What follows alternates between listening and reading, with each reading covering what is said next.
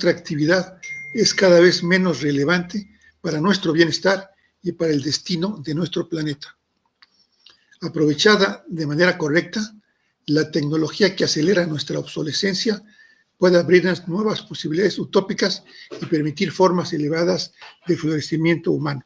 Bajo esta tesis, Danaher nos está diciendo que el futuro del trabajo, de la actividad que hoy realizamos, cada vez va a ser menos relevante.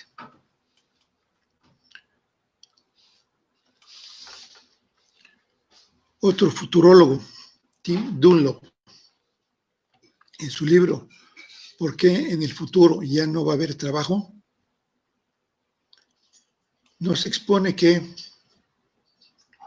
nos dice, si todo lo que quiere usted saber que un robot podrá hacer en algún momento en el futuro, no tiene caso que lo pregunte. La respuesta es sí. Dunlop opina que todo lo que hacemos hoy va a poder ser hecho por un robot en el futuro. Puede haber dudas sobre cuándo van a llegar estos cambios o si se van a crear nuevos puestos de trabajo para reemplazar a los puestos de trabajo viejos.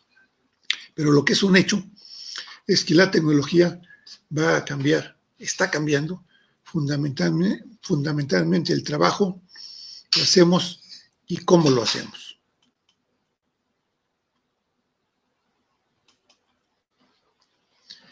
Un escritor que puede sonar muy conocido de ustedes, se ha hecho muy popular, es economista, sociólogo, psicólogo, Yuval Noah Harari, israelí. Escribió en su último libro, 21 lecciones para el siglo XXI, lo siguiente.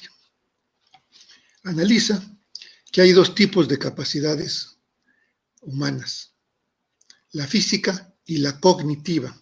En cuanto a la física, no tenemos duda que las máquinas siempre han venido a mejorar nuestras capacidades físicas. Podemos movernos más rápido por tierra en un coche, podemos volar a través de un avión, podemos doblar barras de acero con compresas. La parte física creo que queda clara. En cuanto a la cognitiva, es aquella parte que nos jactábamos hasta hace poco, que no habría reemplazo por una computadora. Sin embargo, resulta que en la medida que se va avanzando en redes de computación cada vez más potentes y en la medida que se va avanzando en la intuición, en la inteligencia artificial, vamos viendo que la intuición humana, de la cual nos jactábamos tanto, no es más que un reconocimiento de patrones. Cada vez estamos viendo que es posible superar en el tema cognitivo a los humanos. Hay casos muy sonados cuando el Big Blue de IBM superó al campeón mundial vigente de ajedrez. Bueno, fue todo un acontecimiento. Fue en un aspecto muy específico de la inteligencia, pero bueno, esto es un primer paso para demostrar cómo las habilidades cognitivas nos pueden llegar a superar. Sin embargo, hay dos capacidades no humanas que van a ser trascendentales en el tema de inteligencia artificial: la conectividad y la capacidad de automatización. Por ejemplo, un robot que no le llamamos como tal, pero que es un robot, los cajeros automáticos. El cajero automático es un robot con el que interactuamos. Le decimos quiénes somos, le pedimos que haga cierto tipo de operaciones, que envíe, que reciba dinero, en fin, hace toda una serie de operaciones. Si nuestra interacción fuera solamente con ese robot, bueno, estaríamos un tanto limitados en lo que podemos hacer. Pero no estamos actuando con un robot, estamos actuando con una red de robots conectados en tiempo real en todo el mundo. Y esto fue fantástico, porque si yo voy en Kenia con mi tarjeta de crédito Visa, puedo sacar dólares kenianos ahí y los robots se comunican de inmediato con mi banco. En México hacen la conversión y me entregan dólares kenianos en Kenia. Esa capacidad de conectividad de los robots instantánea y en todo el mundo es algo con lo cual los humanos no podemos competir. La otra es la capacidad de actualización que tienen los robots. Si bien es cierto que los robots ya nos superan en capacidad de procesamiento de datos, en memoria y todo lo demás, también nos superan en capacidad de actualización. Si en este momento cambiaran las reglas del SAT o cambiaran la forma como debemos de presentar cierto tipo de documentación para impuestos o los requerimientos de la Secretaría del Trabajo, bueno, la capacidad de actualización que tienen todos los robots que están conectados es inmediata y muy rápida. Entonces, en estas características y capacidades en las cuales competimos los humanos con las computadoras, no salimos bien parados. Y en algunas es prácticamente imposible que compitamos.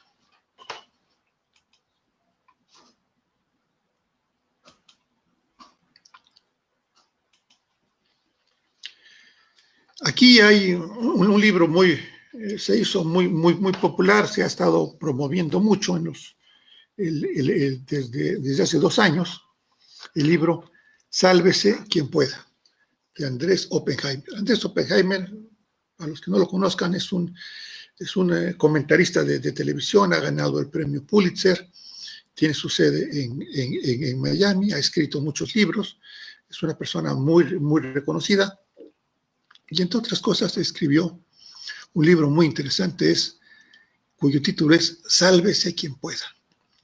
¿Cuál es el futuro del trabajo en la era de la automatización?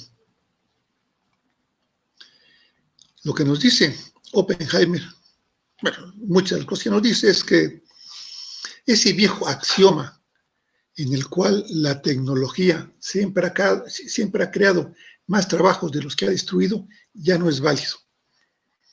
Y ya no lo es porque los avances tecnológicos ocurren cada vez más rápido.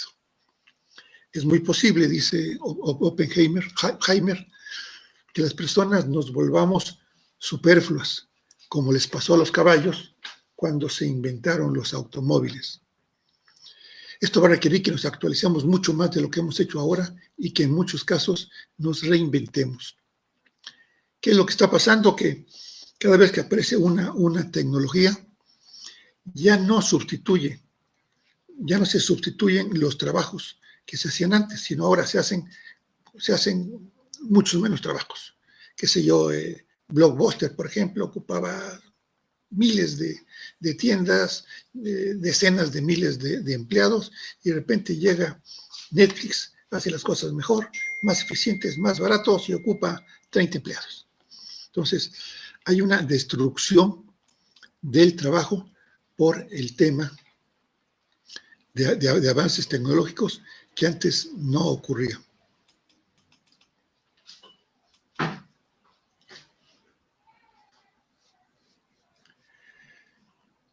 Vamos hacia una automatización plena. Los procesos contables, fiscales, tradicionales, pues van a ser automatizados. De hecho, ya lo están haciendo. Y eso va a ser a partir de la información contenida en los documentos fuente, no solamente las facturas electrónicas, sino también los movimientos bancarios, que también ya están digitalizados, ya incluso ya son entregados en estandarizaciones HTML, que los veremos un poco más adelante, ese tema, y por procesos, porque se van a poder programar muy fácilmente, procesos exclusivamente contables que complementan la información producida por las operaciones diarias. ¿Sí? ¿Qué van a hacer los bots? ¿O qué están haciendo ya los bots? Esto no estoy hablando de un futuro lejano, estoy hablando de un futuro que está ocurriendo, que va a seguir ocurriendo en este año y el próximo año. Pues los bots ya pueden importar, revisar, integrar documentos fuentes digitales e integrarlos en procesos contables y fiscales en la nube. Significa que ya ni siquiera vamos a tener que alimentar a los sistemas contables. Los robots van a estar obteniendo la información con los documentos fuente que ellos mismos van a estar tomando. Y para ciertos procesos que son exclusivamente contables, que son pocos, van a orientar al contador o al usuario, porque a lo mejor hasta sustituyen al contador en la selección de los procesos exclusivamente contables que complementarán la información producida por las operaciones diarias. Y otro punto muy importante de la automatización plena, que van a comunicar al usuario los resultados obtenidos. Ahora veremos un poco más, hablaremos un poco más sobre cómo son estos procesos de comunicación del contador hacia sus usuarios.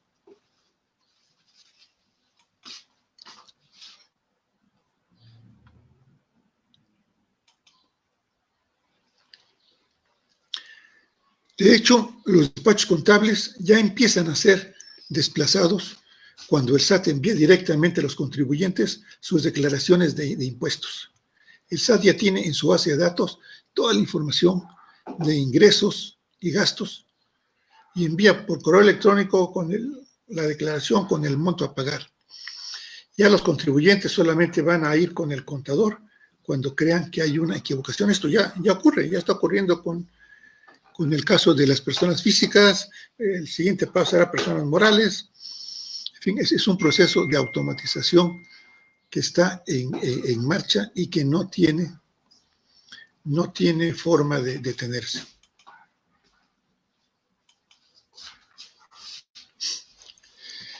¿Qué pasa? Pues que estamos obligados a cambiar las reglas del juego o vamos a ser arrasados. Y para esto debemos enfocarnos en dos puntos. Uno, ¿cuál es la situación real en la que nos encontramos? Y dos, tratar al usuario de información financiera como a un cliente al que le interesa el valor agregado.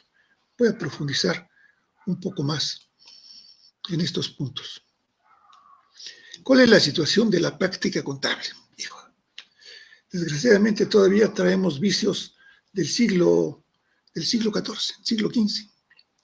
Las asociaciones de contadores públicos conservan tres de las premisas básicas de sus ancestros medievales, los gremios. El Instituto Mexicano de Contadores Públicos, la Asociación Mexicana de Contadores Públicos, siguen siendo asociaciones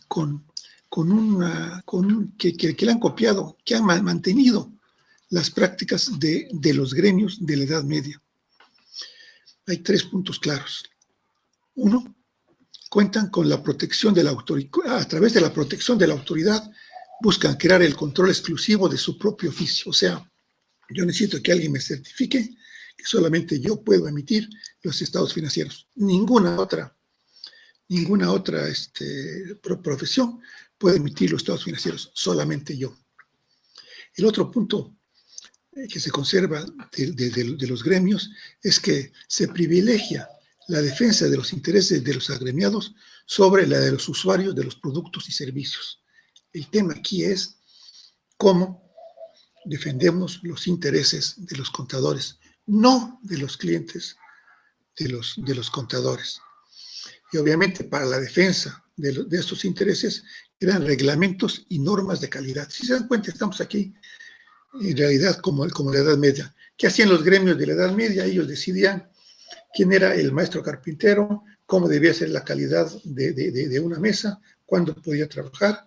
Si al usuario no le interesaba, quería una mesa de otro tipo, no tenía más opción que apegarse a la mesa que le proporcionaba el carpintero, que era el único que tenía la autoridad del rey o del alcalde para producir esas mesas. Nadie más podía producirlas, estaba fuera de ese medio. La situación eso es ya terrible, estamos fuera de la jugada. La situación de la teoría contable es todavía, mucho más crítica. Quiero decirles que teoría contable no son normas de información financiera. Teoría contable es lo que le da sustento a lo que hacemos los contadores. Y parte de los problemas graves que tiene la teoría contable, que tenemos que analizar si queremos subsistir como profesión, es, uno, que parte de un supuesto cuestionable, que se conocen las necesidades de los usuarios. O sea, las normas de información financiera son tan engreídas que saben qué requiere el usuario. Y las necesidades del usuario se satisfacen con 4 estados financieros básicos y un grupo de comentarios. El usuario no necesita más. Bueno, es por eso que los usuarios pocas veces utilizan los estados financieros para tomar las decisiones para manejar sus negocios. Otro problema de la situación de la teoría contable actual es que falta una teoría contable integral.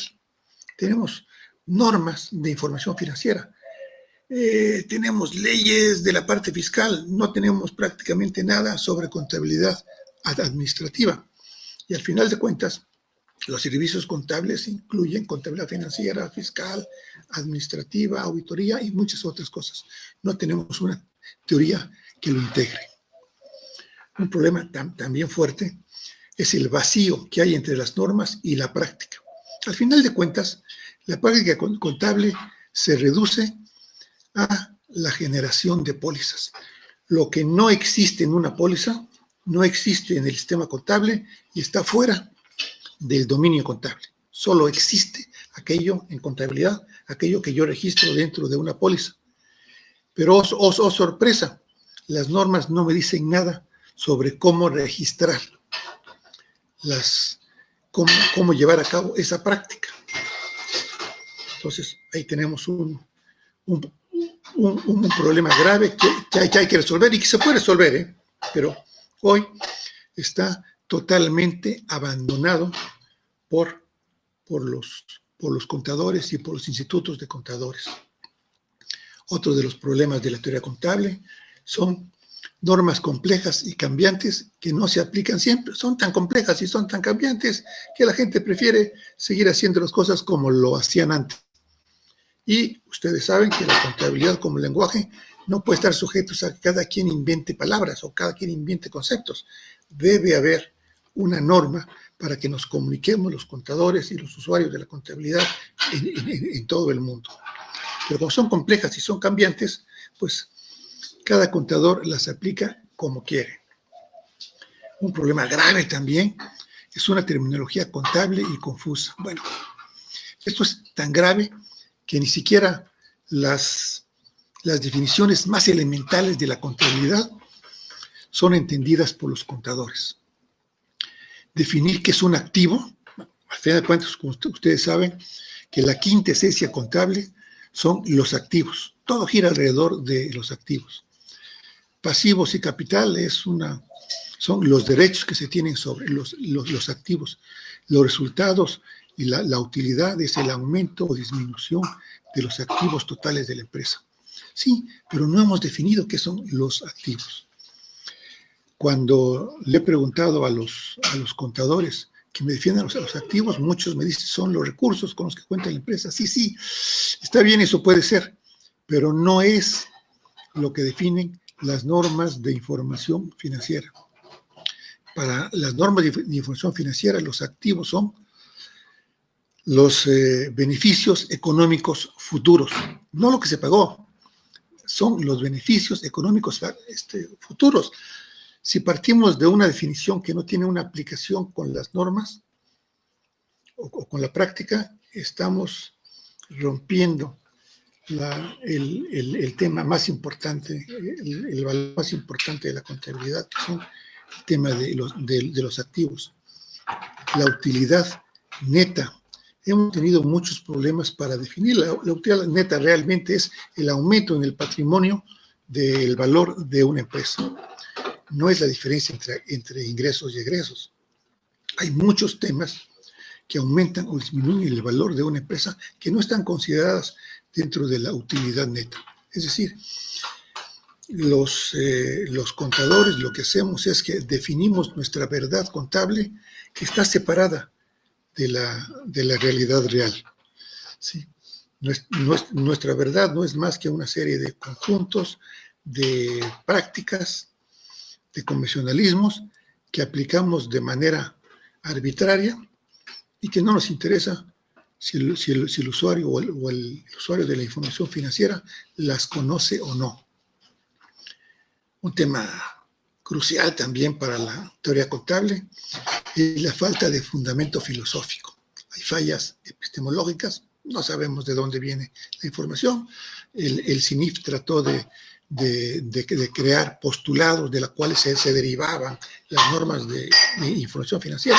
Bueno, pero esos postulados no contienen ninguno de los principios axiomáticos que dicen que de una acción dada solo se puede deducir un resultado lógico. Aquí, de los postulados contables, pues puedes sacar 20,000 modelos contables, todos igualmente arbitrarios. Tenemos fallas ontológicas. Nos ha costado mucho trabajo definir un catálogo de cuentas único. Afortunadamente ya hay muchos pasos que ahorita veremos más adelante, hay ese aspecto, pero en el tema ontológico es muy importante que definamos hasta dónde llega la contabilidad y cuáles son sus clasificaciones taxonómicas que hay que hacer. Y bueno, no tenemos ni remotamente modelos para apoyar la toma de decisiones.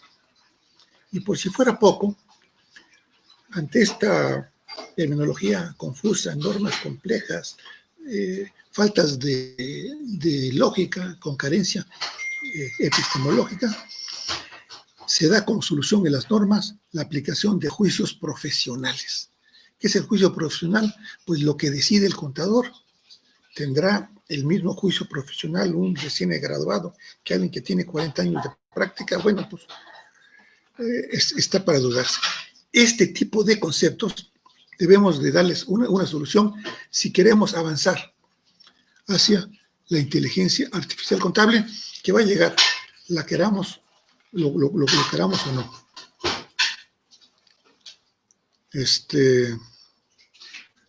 Vamos a comenzar a hablar de cómo podemos ir construyendo el futuro. Si entran a la página del IFAC, la Federación Internacional de Contadores, hay una parte en el sitio en el cual están tratando, han aceptado el reto de modificar la contabilidad, de reimaginarla, el futuro de los contadores. Y esos cambios los hacen basados muy acertadamente en competencias y habilidades. Es necesario que comprendamos hacia dónde se dirige la profesión. Y hay 3 pasos que aparecen en esta página web. Los contadores haciendo las mismas cosas, lo que hemos hecho en las últimas décadas, ¿no? Los contadores haciendo lo mismo, pero diferente. Ya le metimos computadora, ya tenemos nuestra macro de Excel, ya estamos conectados a la nube, ya descargamos las facturas electrónicas, seguimos haciendo lo mismo, pero de forma diferente. Y el tercer paso, en donde empezaríamos a crear valor agregado para nuestros clientes, ya no para nuestros usuarios, es cuando empecemos a hacer las cosas de manera diferente.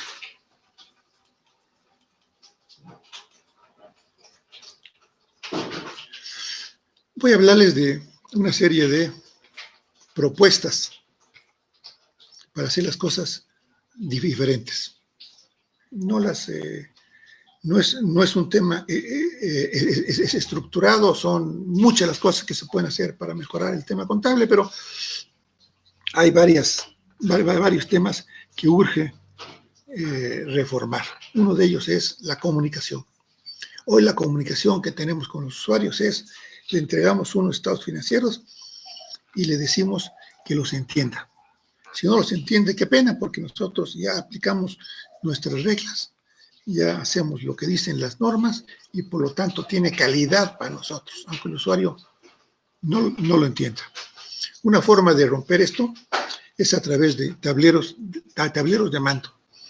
Y podemos crear, y eso no es complicado, interfaces gráficos que comuniquen diversos aspectos críticos de la empresa de manera intuitiva, sin necesidad de ser experto en contabilidad o impuestos.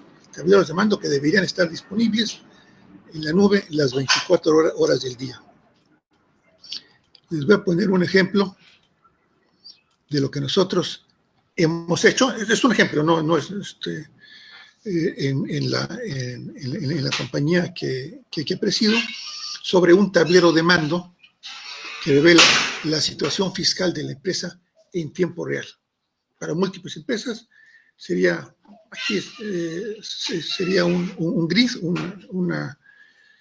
una retícula en la cual se marcan en forma de semáforos lo que está bien y lo que está mal. Y en lo que está bien o lo que está mal, el usuario pica, aparece un mensaje, dice que está mal, le pica otra vez y aparece el reporte en que se ve los detalles de lo que está mal, y esto en la nube y a disposición del usuario las 24 horas del día. Esta sería una manera mucho más eficiente para comunicar los resultados de algún tipo de proceso. En este caso estoy ejemplificando algo que hicimos para revelar la situación fiscal, pero se puede hacer en todos los aspectos de la empresa. Esto cumple una serie de criterios de comunicación que nos permiten acercarnos más hacia el usuario con una comunicación que sea intuitiva, que la entienda y que sea inmediata.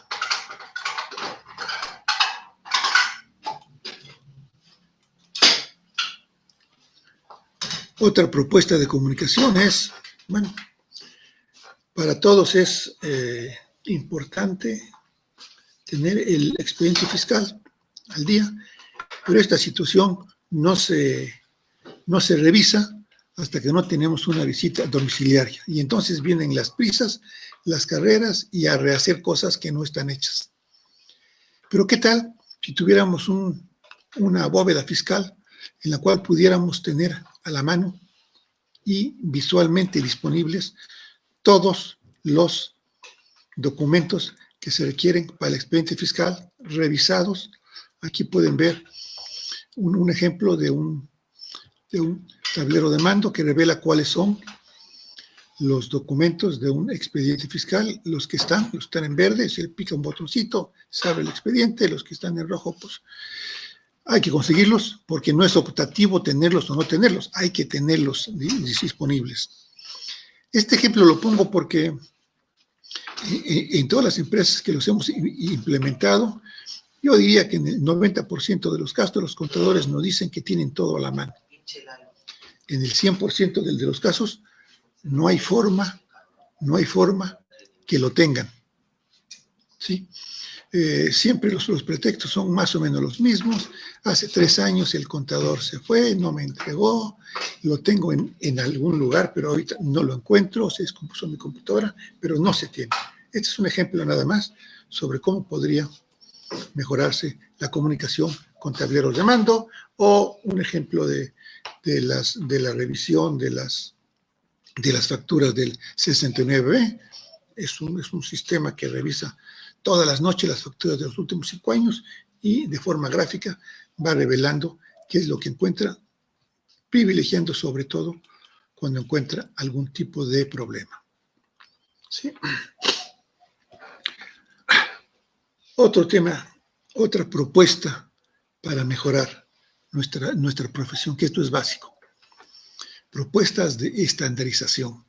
Es muy importante que partamos de un estándar, que todos los contadores estemos estandarizados en cuanto al tema más importante, que es el catálogo de cuentas. Si tuviéramos catálogo de cuentas sin estándares, no habría forma de comparar lo que una empresa con la otra, no estaríamos tan seguros de qué es lo que estamos presentando en los estados financieros. El SAT ya nos obligó a estandarizar la contabilidad con la taxonomía de la facturación y la taxonomía de la contabilidad electrónica en XML. XML no es más que un lenguaje de etiquetado que tiene nombres, tiene un diccionario en la cual especifica a qué se refiere cada una de esas etiquetas. Esas etiquetas son, en el caso del XML del SAT, de los códigos agrupadores, son justamente los códigos agrupadores del SAT. Podemos manejar el catálogo de cuentas que queramos para fines internos, pero para fines fiscales es importante, ¿no? Es indispensable que tengamos la clasificación que nos obliga a usar el SAT a través de sus códigos agrupadores. Así como hay un diccionario XML para el tema fiscal, hay también un diccionario XML para los estados financieros, que es el XBRL. No sé a cuántos de ustedes les sea familiar el tema XBRL, pero XBRL es un lenguaje de etiquetado que es obligatorio para presentar los estados financieros en las bolsas de valores del mundo. Esto es desde el 2005. Tú no mandas a una bolsa de valores los estados financieros en papel. Se mandan en un archivo XBRL. A diferencia de los estados financieros, en donde el contexto y las unidades de cada dato son implícitos, porque lo lees, el XBRL fue diseñado, que los estados financieros son en papel, fueron diseñados para ser leídos por humanos. En el caso del XBRL, solo puede ser leído por una computadora. ¿Sí? Este es un ejemplo de cómo se estandariza. Aquí está un poco reducido un archivo XBRL. Son etiquetas que indican, en este caso de caja, que es un activo, que es muy riesgoso para la autoría, dónde se presenta, cuáles son las fórmulas para manejarlo, cuáles son las referencias en las normas de información financiera, cuáles son las fuentes, en fin. Ese es un tema muy, muy complejo que no podría ser leído por un humano, pero que tiene todas las etiquetas y todas las características para ser procesados por cualquier sistema para manejar esto.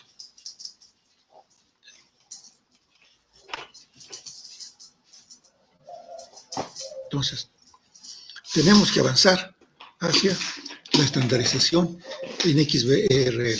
Esto es el futuro. Cuánto tiempo nos tardemos en llegar a él va a obrar en nuestra contra.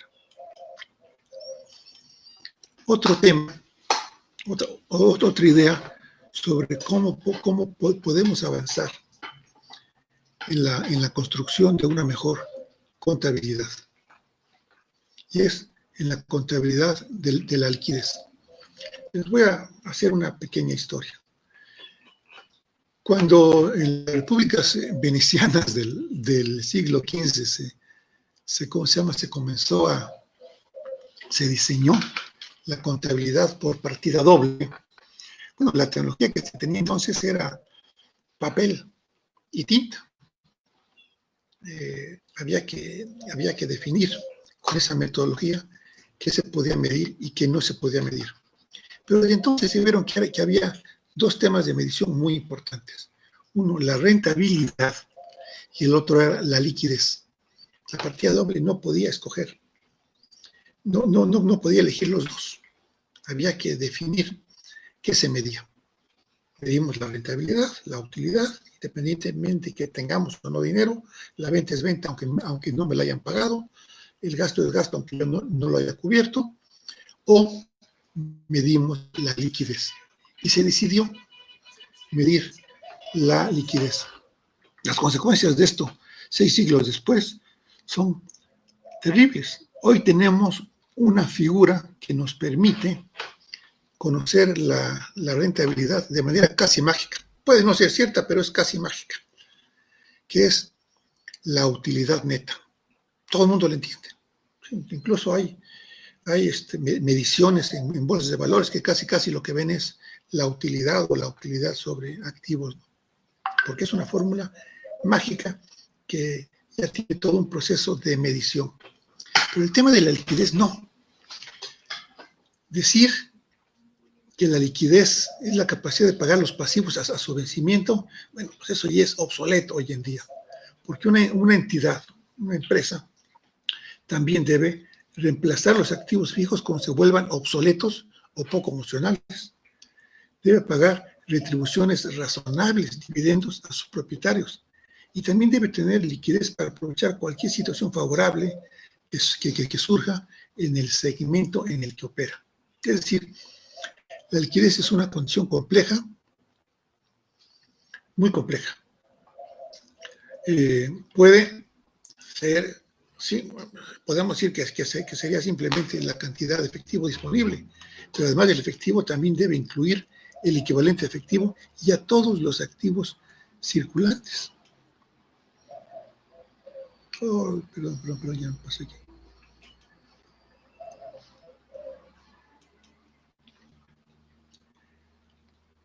Sin embargo, al incluir a todos los activos circulantes en una definición más amplia de la liquidez, también es necesario considerar la velocidad y la facilidad con que un activo se pueda convertir en efectivo. En este caso, la liquidez tiene dos nuevas dimensiones. El tiempo requerido para convertir el activo en efectivo, la velocidad de conversión, y la certidumbre del precio de realización, es decir, si tiene pérdida o no de valor, incluso puede tener hasta plusvalía. No solo los activos circulantes intervienen en la liquidez, cualquier activo se puede convertir en efectivo rápidamente si el precio se reduce lo suficiente. Como vemos, la interpretación de la liquidez se complica porque no depende solo del efectivo y equivalentes de efectivo o de la posibilidad de convertir otros activos en efectivo. También, para añadirle más complejidad a esto, interviene la capacidad de la entidad para generar flujos efectivos por sus actividades de operación, pero también por sus actividades de financiamiento, o sea, qué capacidad tiene para obtener préstamos o aportaciones de capital cuando sea necesario, o inclusive por sus capacidades de inversión o desinversión.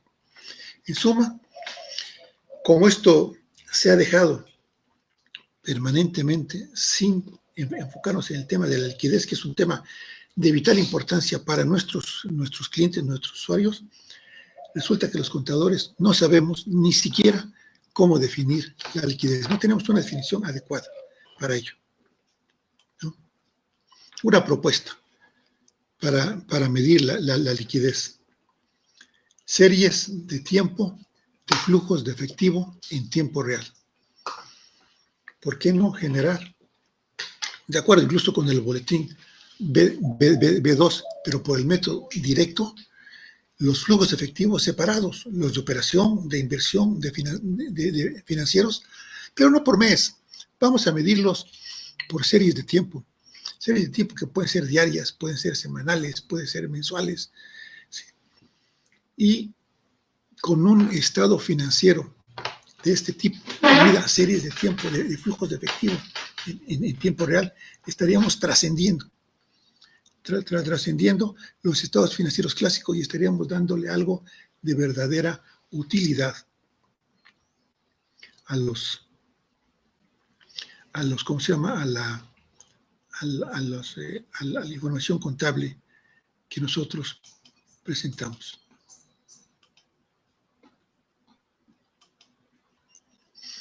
Otras propuestas. Puede haber muchísimas aplicaciones inteligentes o interactivas que pueden ser en beneficio del cliente, ya que además los ya clientes ya no son usuarios, deben ser nuestros clientes interesados en tener valor agregado. Si no hacemos esto, los servicios que hoy en día prestamos van a ser fácilmente o eventualmente sustituidos por computadoras más inteligentes. Algunas propuestas es estados financieros en tiempo real. ¿Por qué no sacar estados de resultados diarios? No hay ningún problema técnico ni conceptual para no poder hacerlo.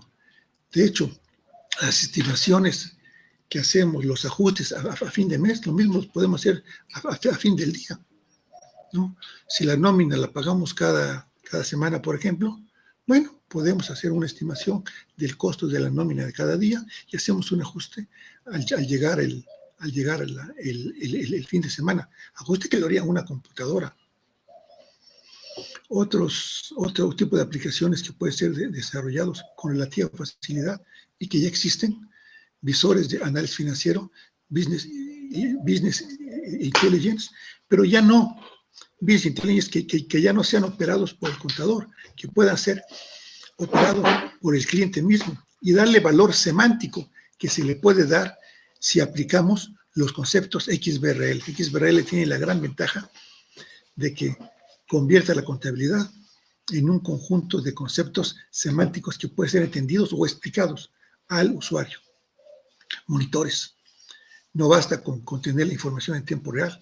Necesitamos monitores que le avisen al usuario por algún medio electrónico cuando se presenta algún tipo de anomalía en tiempo real.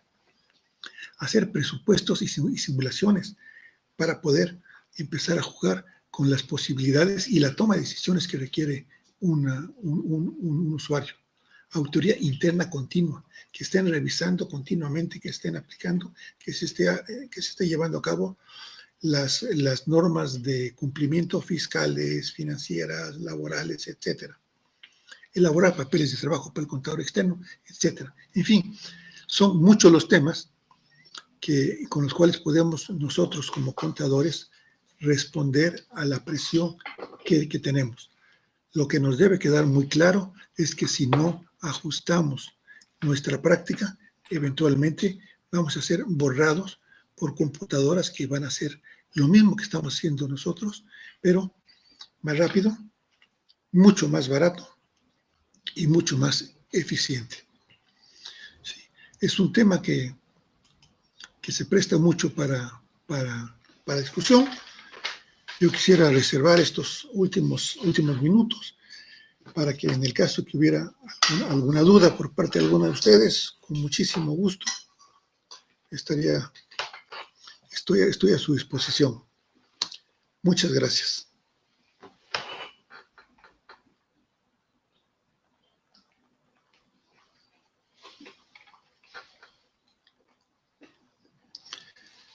A Héctor de Orizaba.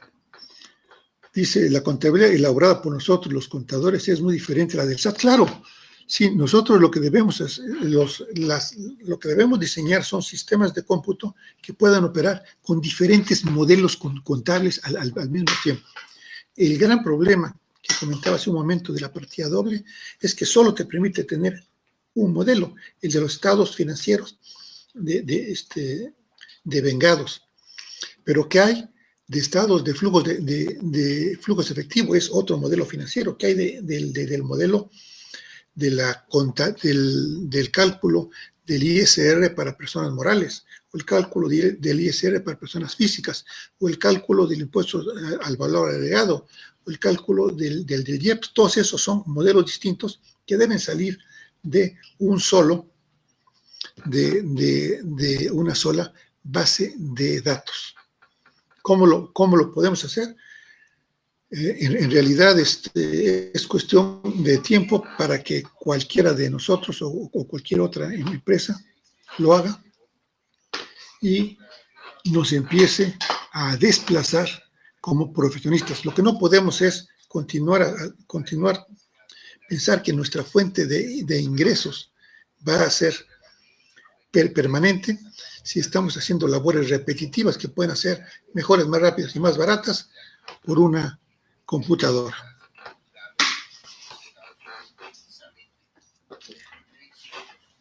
Pregunta Armando Méndez de Pachuca.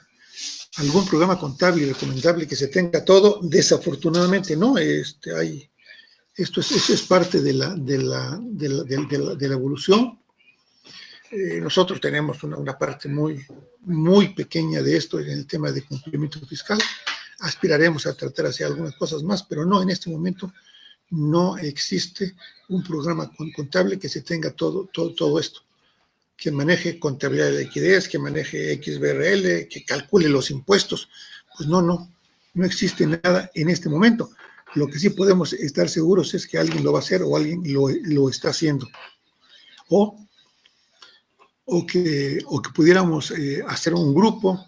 Aquí junto con el maestro Chamblati, actualizándome para tratar de avanzar en este aspecto.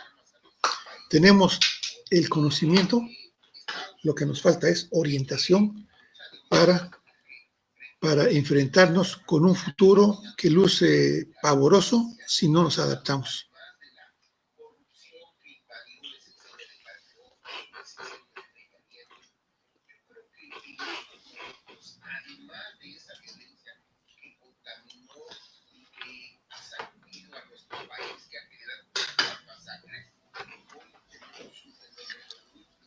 Marco Antonio Altamirano. Los modelos actuales de contabilidad solo están capturando los FDIs y necesitan ajustarse para los modelos que usted propone. Y se avanzó, pero aún le faltan años luz.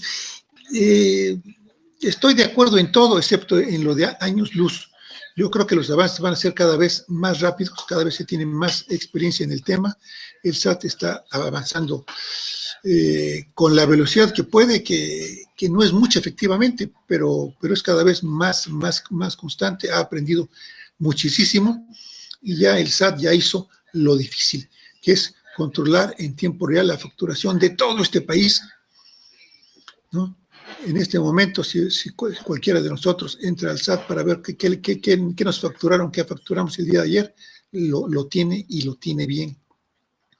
Es cuestión de tiempo nada más que continúen. Uno de los siguientes pasos que supuestamente debe dar el SAT, si nos atenemos a la lógica que ha seguido en los últimos 3 sexenios, que no ha cambiado, pues es la presentación de pólizas XML.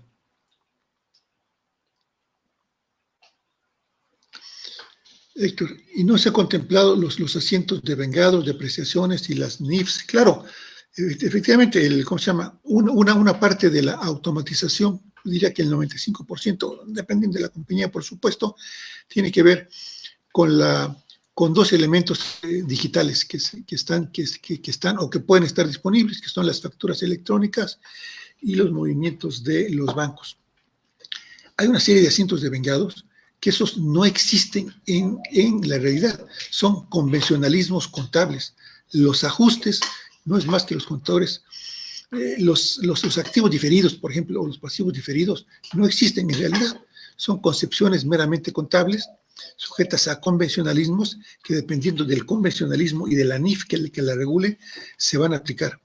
Lo que sí se puede hacer es ajustar, hacer estos ajustes siguiendo un proceso lógico y de interpretación en la cual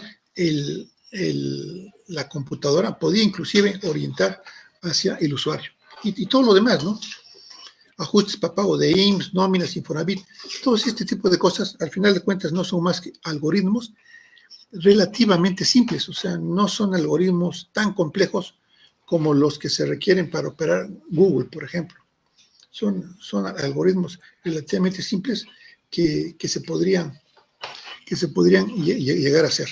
Lo importante de un algoritmo es que una vez que se define, se aplica bien permanentemente a una base de ¿cómo se llama?, de clientes muy amplia. Y ahí son aparentemente muchos los temas, ¿no?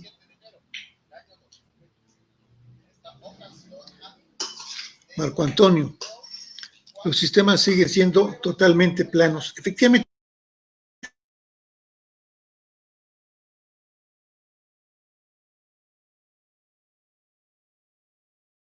ese es el tema que es una de las programando bajo la lógica de los contadores que están aplicando una lógica muy tradicional que no se la han cuestionado. Desde que se definieron las normas de información financiera, que antes eran principios de contabilidad generalmente aceptados en los años 60 en los Estados Unidos y lo mismo en México, no ha habido, desde entonces, no ha habido ningún interés por analizar y por modificar la teoría contable. Esa es la parte que debemos de analizar y de ver, porque si no modificamos el tema teórico contable, no vamos a ser capaces de hacer programaciones inteligentes. Bien. pues, si no hay más, les agradezco mucho su atención y me despido. Que tengan un excelente día. Les dejo mi correo, mi correo electrónico, mi WhatsApp. Si tienen cualquier tipo de dudas posterior o algún tipo de aportación o comentario que quieran hacer, estoy a sus órdenes por WhatsApp y por correo. Muchísimas gracias a Miguel Chambalati por la oportunidad que me da de tener este encuentro con ustedes. Se lo agradezco mucho. Gracias, Mike. Efectivamente, Antonio, hay mucho por recorrer. Bien, me despido y que tengan un buen día.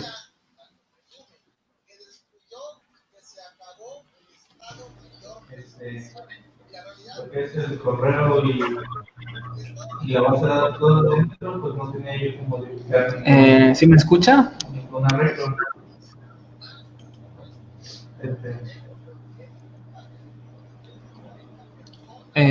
Pues daríamos por finalizada la sesión del día de hoy, esperando que haya sido de su agrado, y lo estaríamos recibiendo el día 1 de febrero del mes que viene. Y pues nada, seguimos atentos.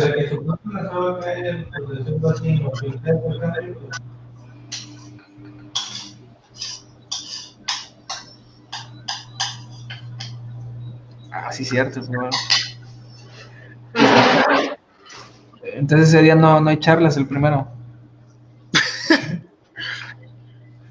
Ah, ok. Entonces... Bueno, ya me salvé. Gloria a Dios. Pues bien, nos veríamos para la próxima entonces. Hasta luego, contador. Adiós, hasta luego.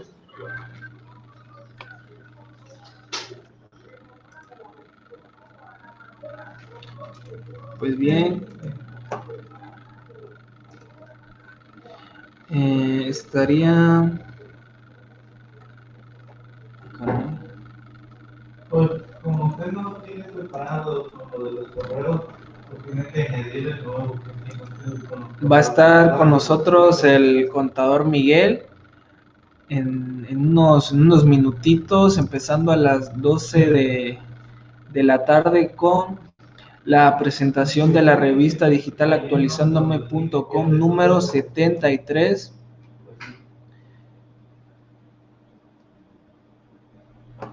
Les voy a estar dejando la evaluación del contador, de su programa, para que puedan poner y dejar sus comentarios. ¿Dónde está?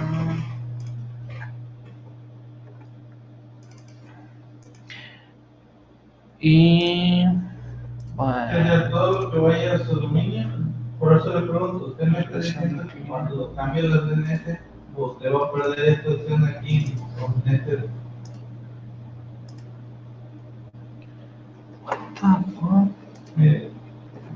Pues bueno, con nosotros el proveedor que manejamos no se perdía ningún arreglo. Por mientras los vamos a dejar con un poco de música en lo que se conecta el maestro Miguel.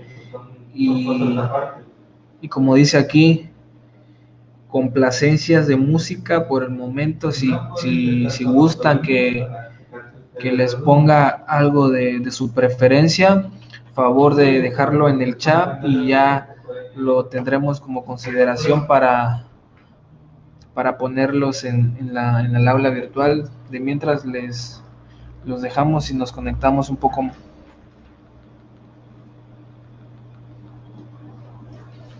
Metallica. Digo, es que cambian los arreglos por cambiar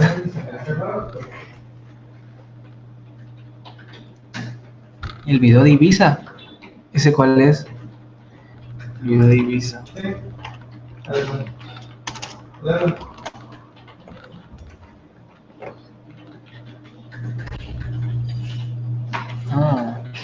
A ver. Sí, está más bueno si dejan la liga.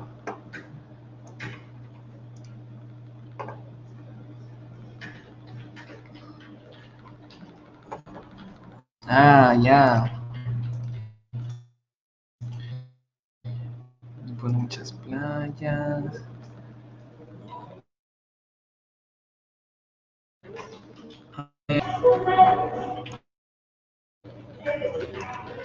Ya.